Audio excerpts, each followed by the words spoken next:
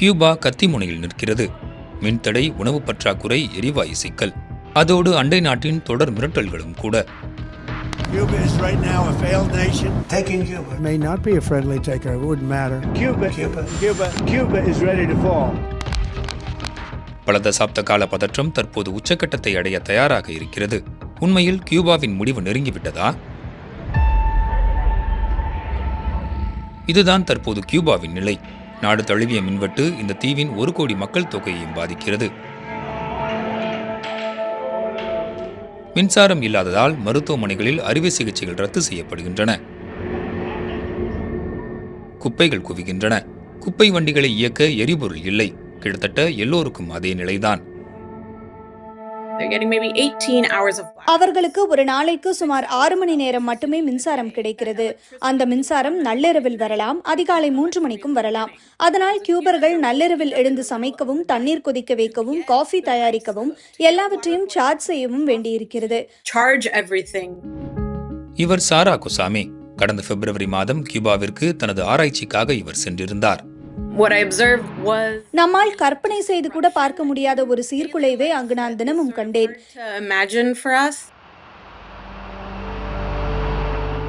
கியூபாவின் மின்சார உற்பத்தி கச்சா எண்ணெயை சார்ந்துள்ளது. ஆனால் தற்போது எண்ணெய் விநியோகத்தை அமெரிக்கா துண்டித்துள்ளது. அமெரிக்கா முதலில் வெனிசுவேலாவின் எண்ணெய் வர்த்தகத்தை கட்டுப்படுத்தியது. அடுத்து மெக்சிகோவை வரி விதிப்பு என்ற பெயரில் மிரட்டியது. வெளிநாடுகளிலிருந்து கியூபாவிற்கு எண்ணெய் கப்பல்கள் செல்வதை அமெரிக்கா நேரடியாகவே தடுத்து வருவதாக ஊடக செய்திகள் தெரிவிக்கின்றன. கியூபாவின் ஆட்சி தங்கள் பாதுகாப்புக்கு அச்சுறுத்தலாக இருப்பதாக கூறி அமெரிக்கா அந்நாட்டின் மீது செலுத்தி வரும் அழுத்தத்தின் ஒரு பகுதிதான் இது. மேலும் வெனிசுவேலா மற்றும் ஈரானில் அமெரிக்கா மேற்கொண்ட நடவடிக்கைகளுக்கு பிறகு ட்ரம்பின் அடுத்த இலக்காக கியூபா இருக்கலாம். Taking Cuba in some form, yeah. Taking Cuba. I mean, whether I free it, take it, I think I can do anything I want with it. இது முற்றிலும் பதற்றத்தை அதிகரிக்கும் ஒரு செயல். நவீன கியூபாவின் வரலாற்றில் இது மிகவும் பதட்டமான ஒரு தருணம். ஆனால் கியூபாவின் ஒரு பகுதியை அமெரிக்கா ஏற்கனவே தன் கட்டுப்பாட்டில் வைத்திருக்கிறது தானே? ஆம், இதுதான் குவாண்டனாமோ பே. ஏறக்குறைய பாரிஸ் நகரத்தின் அளவுள்ள இந்த பகுதிக்கு அமெரிக்கா ஆண்டுக்கு சில $1000 மட்டுமே கியூபாவுக்கு செலுத்துகிறது. இது இப்போது உலகின் மோசமான சிறையாக அறியப்படுகிறது. ஆனால் இங்குள்ள அமெரிக்க கடற்படை தளம் உண்மையில் 1898 நடந்த ஒரு சம்பவத்துடன் தொடர்புடையது. அந்த ஆண்டு அந்த தீவை ஆக்கிரமிப்பதற்காக கியூபாவிலிருந்து ஸ்பெயின் காலனி அரசை வெளியேற்ற அமெரிக்கா உதவியது. சில ஆண்டுகளுக்கு பிறகு கியூபாவின் சுதந்திரம் பல நிபந்தனைகளுடன் நடைமுறைக்கு வந்தது. குவாண்டனாமோவை நிரந்தரமாக குத்தகைக்கு விடுவது அமெரிக்காவின் அந்த கோரிக்கைகளில் ஒன்று. அமெரிக்கா அனுப்பும் காசோலைகளை பணமாக்க கியூபா தொடர்ந்து மறுக்கிறது. ஏனென்றால் பல கியூபர்களுக்கு குவாண்டனாமோ என்பது ஒரு நூற்றாண்டிற்கும் மேலான துரோகத்தின் சின்னம். ஆனால் அமெரிக்காவை பொறுத்தவரை அந்த துரோகம் உண்மையில் ஃபிடல் காஸ்ட்ரோவிடமிருந்துதான் தொடங்குகிறது.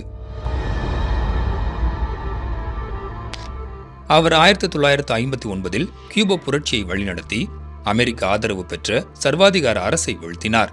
பின்னர் அவரே பல தசாப்தங்களாக கியூபாவை ஆட்சி செய்தார். இந்த காலகட்டத்தில் அமெரிக்கா அவரை கொலை செய்ய 600 சதித்திட்டங்களை தீட்டியதாக கூறப்படுகிறது. ஒருமுறை வெடிக்கும் சுருட்டை கூட அமெரிக்கா உருவாக்கியது. காஸ்ட்ரோ ஆட்சிக்கு வந்தபோது அவரது அரசாங்கம் அமெரிக்காவிற்கு சொந்தமான எண்ணெய் சுத்திகரிப்பு நிலையங்களையும் பிற அமெரிக்க வணிகங்களையும் நாட்டுடைமையாக்கத் தொடங்கியது. Castro's followers carried coffins as symbols of the confiscated companies. The United States owned a lot in Cuba and it was unhappy to lose it all. அதற்கு பதிலடியாக கியூபா மீது அமெரிக்கா வர்த்தக தடை விதித்தது.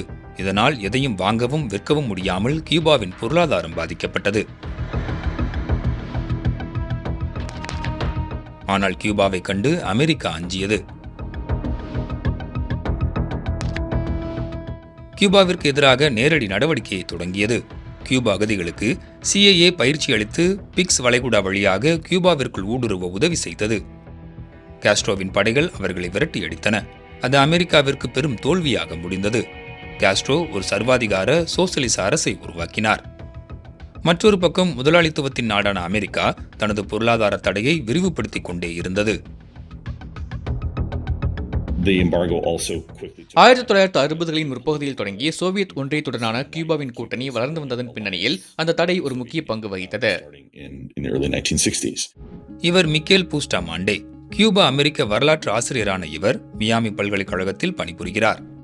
சோவியத் யூனியன் தலையிட்டு குறிப்பிடத்தக்க பொருளாதார உதவியை கியூபாவுக்கு வழங்கியது. ஆனால் அது பனிப்போர் காலம் என்பதை நினைவில் கொள்ள வேண்டும். அப்போது அமெரிக்காவிற்கும் சோவியத் ஒன்றியத்திற்கும் இடையே பதற்றம் அதிகமாக இருந்தது. அந்த பதற்றங்கள் 1962இல் உச்சத்தை அடைந்தன. அந்த தருணம்தான் இன்றும் அமெரிக்கா கியூபாவை எப்படி பார்க்கிறது என்பதை வரையறுக்கிறது. அணு ஆயுத ஏவுகணை ஏவுதளம் ஒன்று கியூபாவில் இருப்பதை கண்டறிந்த அமெரிக்காவின் உளவுத்துறை கியூபா முழுவதும் சோவியத் யூனியன் அணு ஆயுதங்களை நிலைநிறுத்த கியூபா அனுமதி கொடுத்திருந்ததை உணர்ந்தது. இந்த ஏவுகணைகள் அமெரிக்க நிலப்பரப்பை தாக்கும் திறன் கொண்டவையாக இருந்தன. அப்போது உலகம் அணு ஆயுத போரின் விளிம்பில் இருந்தது. ஆனால் பின்னர் ஒரு ஒப்பந்தம் ஏற்பட்டது.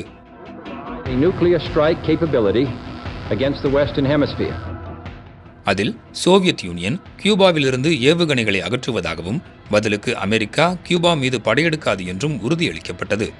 ஆனால் இன்றும் அமெரிக்காவும் கியூபாவும் முழுமையாக சமாதானமாகவில்லை. காலப்போக்கில் அமெரிக்கா கியூபாவை பொருளாதார மற்றும் அரசியல் ரீதியாகவும் தனிமைப்படுத்துவதை பார்க்க முடிந்தது. இது கியூபாவுக்குள் ஒரு அதிருப்தியை ஏற்படுத்தி அரசியல் மாற்றம் உருவாக ஒரு கருவியாக மாறலாம் என அமெரிக்கா கருதியதாகவே நான் நினைக்கிறேன்.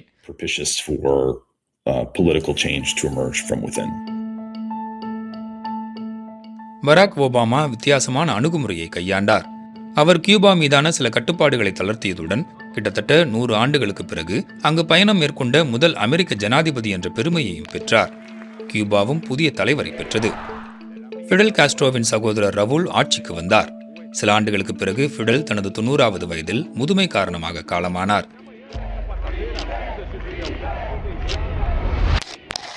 இந்த மாற்றங்கள் இருதரப்பு உறவு மேம்படுவதற்கு ஒரு வாய்ப்பை ஏற்படுத்தி கொடுத்தன. ஆனால் ஒரு தசாப்தத்திற்கு பிறகு நிலைமை மீண்டும் மோசமடைந்தது. Cuba is right now a failed nation.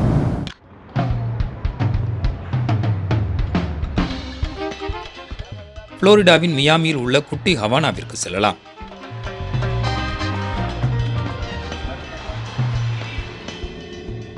அமெரிக்காவின் புளோரிடா மாகாணம் கியூபாவிலிருந்து சுமார் 150 கிலோமீட்டர் தொலைவில் மட்டுமே உள்ளது. பல தசாப்தங்களாக வறுமையிலிருந்தோ அல்லது கியூபாவின் ஆட்சியிலிருந்தோ தப்பித்து பல கியூபர்கள் இங்கு தஞ்சம் புகுகின்றனர். அது கியூபா அமெரிக்கர்களின் ஒரு பொதுவான வரலாறு. அவர்கள் சுமார் 15 லட்சம் பேர் இன்று புளோரிடாவில் வாழ்கின்றனர். மேலும் அவர்களில் பெரும்பாலானோர் கியூபாவின் கம்யூனிச தலைமைக்கு எதிரானவர்கள். இங்குள்ள பலர் ட்ரம்புக்கு வாக்களித்தவர்கள், குடியரசுக் கட்சிக்கு விசுவாசமாக இருக்கிறார்கள். எனவே குடியரசுக் கட்சியினர் கியூபாவை பற்றி பேசி கியூபா அமெரிக்க வாக்காளர்களையும் கவர முயற்சிக்கின்றனர். மேலும் இந்த நபர்தான் மிகவும் சக்தி வாய்ந்த கியூபா அமெரிக்கர், மார்க்கோ ரூபியோ. அமெரிக்க வெளியுறவுத்துறை செயலாளர். அவர் கியூபா அமெரிக்கர்களிடையே வளர்ந்தார். கல்வியையும் அரசியலையும் அவர்கள் மத்தியில் தான் கற்று அறிந்தார். கியூபாவில் தீவிரமான மாற்றத்தை காண்பதில் அவருக்கு தொடர்ச்சியான ஆர்வம் இருந்து வருகிறது. இதே ரூபியோ தனது கருத்துக்கள் குறித்து ஜனநாயக கட்சியினரின் கேள்விகளை எதிர்கொள்கிறார். Will you make a public commitment today to rule out U.S. regime change in Cuba? Regime change? Yes. Oh no, I think we would love to see the regime there change. We would like to. That doesn't mean that we're going to make a change, but we would love to see it change. There's no doubt about the fact that it would be of great benefit to the United States if Cuba was no longer governed by an autocratic regime. தனது அதிபரை போல தற்போது ரூபியோவுக்கும் ஒரு வாய்ப்பு கிடைத்திருக்கிறது என கூறலாம். தற்போதைய அமெரிக்க அதிபரை பொறுத்தவரை எனக்கு முந்தைய எந்த ஆட்சியாளராலும் செய்ய முடியாததை நான் செய்தேன். கியூபா கம்யூனிசத்தை தோற்கடித்தேன் என்று சொல்வதுதான் முக்கியம் என நான் நினைக்கிறேன். அவர் அதை சாதிப்பார் என்பதுதான் கேள்விக்குறியாக உள்ளது. ஆனால் ட்ரம்பும் அவரது நிர்வாகமும் எந்த அளவிற்கு செல்ல தயாராக இருக்கிறார்கள் என்பதை நாம் ஏற்கனவே பார்த்திருக்கிறோம். அமெரிக்க படைகள் நிக்கோலஸ் மதுரோவை கடத்திய போது கொல்லப்பட்ட கியூபா வீரர்களின் எச்சங்கள் இவை. வெனிசுவேலா தலைவரை பாதுகாக்கும் பணியில் அவர்கள் நியமிக்கப்பட்டிருந்தனர். ஏனென்றால் கியூபாவை பொறுத்தவரை வெனிசுவேலா என்பது ஸ்பானிஷ் மொழி பேசும் மற்றும் ஒரு கரீபியன் அண்டை நாடு மட்டுமல்ல. 2000 முற்பகுதியிலிருந்து வெனிசுவேலா கியூபாவின் சோசலிச சகோதரனைப் போல செயல்பட்டு வருகிறது. 1991 சோவியத் யூனியன் வீழ்ச்சியடைந்த பிறகு ஏற்பட்ட பொருளாதார நெருக்கடியை சமாளிக்க இது கியூபாவிற்கு உதவியது. வெனிசுவேலாவும் கியூபாவும் ஒரே அரசியல் தொலைநோக்கு பார்வையை பகிர்ந்து கொண்டன. ஆனால் அவர்களுடைய உறவு கருத்தியல் ரீதியானது மட்டுமல்ல, நடைமுறை ரீதியானதுமாகவும் இருந்தது. கியூபா தனது எரிசக்தி தேவைக்காகவும் அதனை மற்ற இடங்களில் பணத்திற்காக விற்பதற்காகவும் வெனிசுவேலாவின் கச்சா எண்ணெயை பெருமளவில் சார்ந்திருந்தது. பதிலுக்கு கியூபா நிபுணத்துவம் பெற்ற மருத்துவ ஊழியர்களை வெனிசுவேலாவுக்கு அனுப்பியது. சரி, கொல்லப்பட்ட அந்த கியூபா வீரர்கள் யார் தெரியுமா? வெனிசுவேலா அரசாங்கம் தனது அதிகார பிடியை தக்கவைத்துக் கொள்ள கியூபா பல ஆண்டுகளாக அனுப்பி வந்த ஏராளமான பாதுகாப்பு அதிகாரிகளில் அவர்களும் அடக்கம். அப்படியானால் வெனிசுவேலாவில் அமெரிக்காவின் தலையீடு உண்மையில் கியூபாவை பலவீனப்படுத்தவா? ஆரம்பம் முதலே அதுதான் இலக்காக இருந்திருக்கிறது என்று நான் நினைக்கிறேன். மார்க்கோ ரூபியோவை பொறுத்தவரை வெனிசுவேலா என்பது முற்றிலும் கியூபாவை பற்றியதுதான். நீங்கள் எப்படி வேண்டுமானாலும் சொல்லிக் கொள்ளுங்கள், கியூபாவை தீர்த்து கட்டுவதுதான் அவருடைய முழுமையான இலக்கு. ரஷ்யா கியூபாவிற்கு ஆதரவளித்து வருகிறது. கியூபாவிற்கு தேவைப்படும் சிறிதளவு எண்ணெயை அனுப்பியுள்ளது. சீனா தன் சார்பில் அரிசியை கியூபாவிற்கு அனுப்பியது. மின்வெட்டுகளை சமாளிக்க சூரிய மின்சக்தி திட்டங்களுக்கு கூடுதல் ஆதரவு அளிப்பதாக சீனா உறுதியளித்துள்ளது. சமீபத்தில் டஜன் கணக்கான சூரிய மின் பூங்காக்களை கியூபாவில் அமைக்க சீனா உதவியுள்ளது. சீனாவும் ரஷ்யாவும் கியூபாவின் முக்கிய பொருளாதார பங்காளிகளாக இருந்து வருகின்றன. இவர்களிடையே பாதுகாப்பு மற்றும் உளவுத்துறை ஒத்துழைப்பு பற்றிய விஷயம் அவ்வளவு தெளிவாக இல்லை. கியூபாவில் சீன உளவுத்துறையும் ஒட்டுக்கேட்கும் மையங்களும் இருப்பதாக குற்றச்சாட்டுகள் எழுந்துள்ளன. அது குறித்து பல ஊகங்கள் நிலவி வருகின்றன. ஆனால் ஒன்று மட்டும் உறுதி, ட்ரம்ப் தலைமையிலான அமெரிக்கா மற்ற வல்லரசுகள் மேற்கு அரைக்கோளத்திலிருந்து வெளியேற வேண்டும் என விரும்புகிறது. உலகின் இந்த பகுதியை தனது சொந்த கொள்ளைப்புறமாக கருதுகிறது.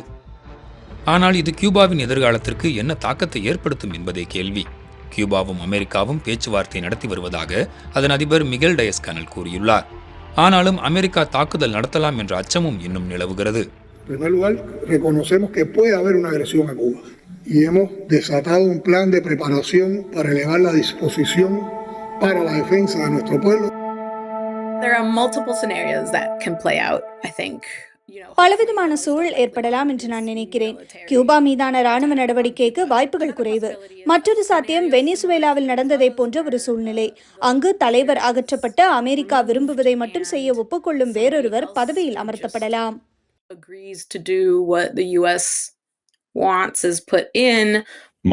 என் கவலை இந்த விவகாரம் எந்த அளவுக்கு நீடிக்கிறதோ அந்த அளவுக்கு கியூபா மக்கள் இடையில் சிக்கிக்கொள்வார்கள் என்பதுதான். கியூபா நீண்ட காலமாகவே அமெரிக்கா தன் கட்டுப்பாட்டில் வைத்திருக்க விரும்பும் ஒரு இடமாக இருந்து வருகிறது. ஆனால் அதை செயல்படுத்த தயாராக இருக்கும் ஒரு அமெரிக்க நிர்வாகம் தற்போது ஆட்சியில் இருப்பதுதான் இதில் இருக்கும் ஒரே வித்தியாசம்.